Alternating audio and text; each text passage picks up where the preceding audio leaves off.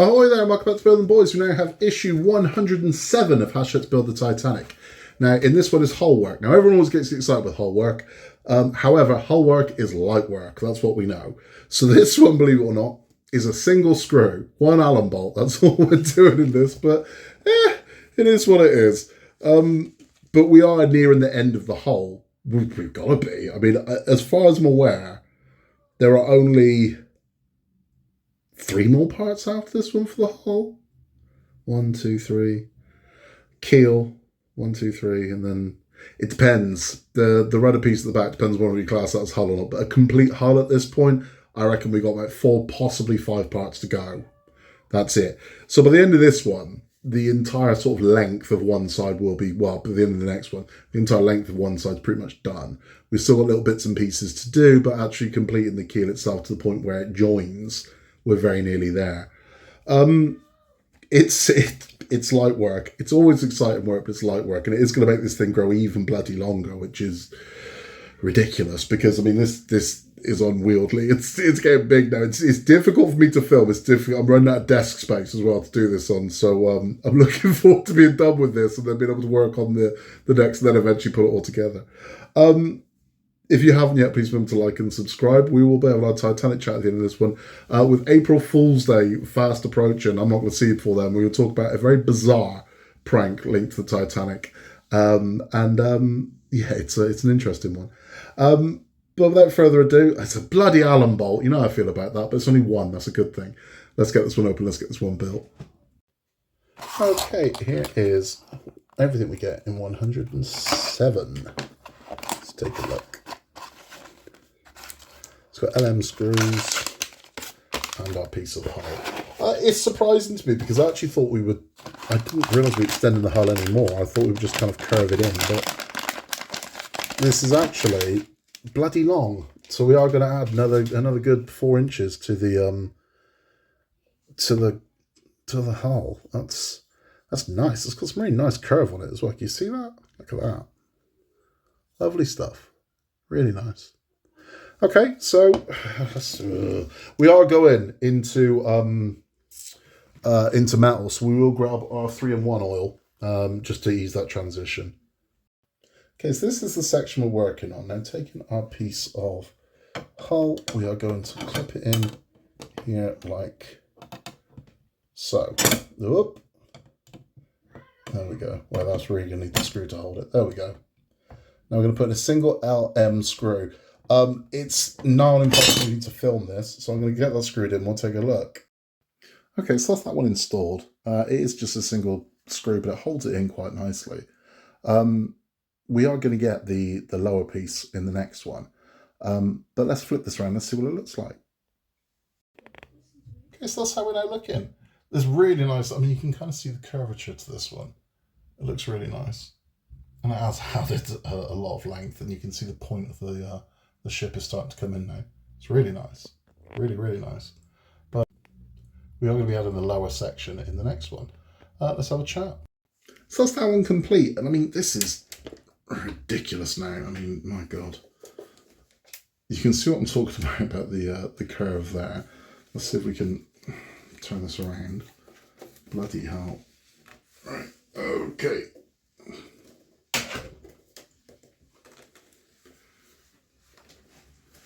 There we are. And you can see what we've now installed. Look at the size of this bloody thing. I like picking this up. It makes me feel like Godzilla. But you can see there exactly how this curves in. It's looking nice, right? It's looking really nice, but this is insanely big. This is so big. Yeah, this is a lot. Let's put her down. But it's getting heavy as well now. I mean, it's not the heaviest. It's nowhere near as heavy as Ecto 1 was.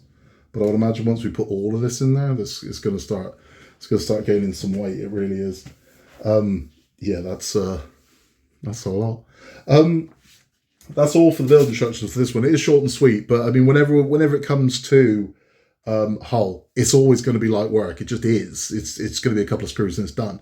Makes a massive impact, but it doesn't take a lot of work.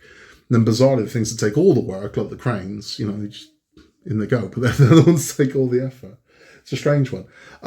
We'll be back in the next one with the lower part of that. If you are just sticking around for build instructions, thank you for stopping by. If you are hanging out for a Titanic talk, well, with April Fool's Day fast approaching, what's about a very bizarre prank that was pulled regarding Titanic. Now, not this Titanic, this Titanic.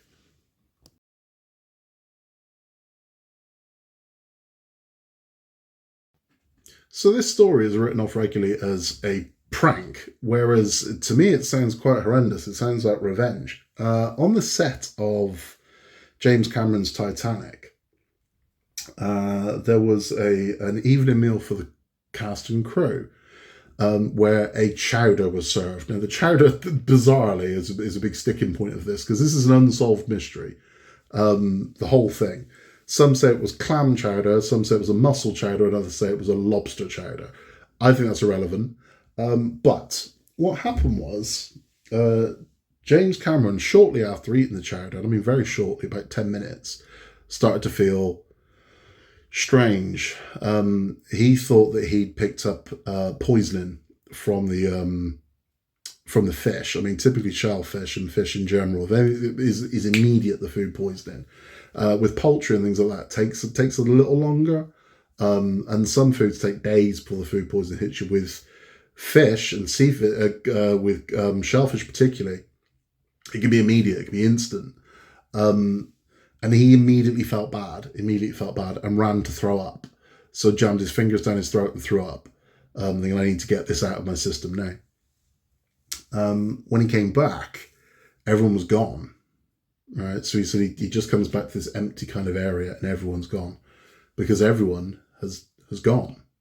So it turns out what actually happened was somebody thought it would be, I don't know, hysterical to dump PCP into the clam chowder, or the mussel chowder, the lobster chowder, PCP, angel dust, into the chowder. So the entire crew have eaten this, and they are now all just tripping balls.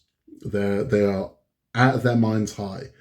But at this point, they didn't know. They just thought they'd had some sort of weird food poisoning, and they were experiencing some sort of hysteria. So the entire cast and crew, the ones that ate the chowder, are taken to hospital. James Cameron recalls, and so does Bill Paxton, who was there. He was one of the ones that was poisoned as well. Talks about what was happening. They said when they got to the hospital, they said it was chaos. It was bedlam. They put all these people in their individual cubicles, but because they're all high, they didn't want to stay in them. So they all just kept leaving the cubicles. And they said that at one point there were a bunch of them racing wheelchairs down the corridor. There was a conga line. So the director of photography started a conga line. There was a conga line go around the hospital. You got guys racing wheelchairs. Everyone's just giggling out of their minds.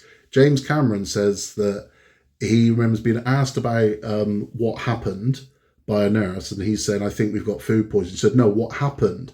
Because he had a pen stuck in his face. One of the cast crew stabbed him in the face with a pen, and they found it hysterical. He's there laughing his ass off with a pen hanging out of his face.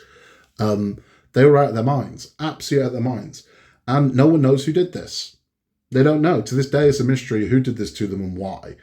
There is a belief, though, that James Cameron had fired somebody the day before, and that same person, that same crew member, had been getting into arguments with the catering company. The catering company wasn't them. They were mortified by what had happened.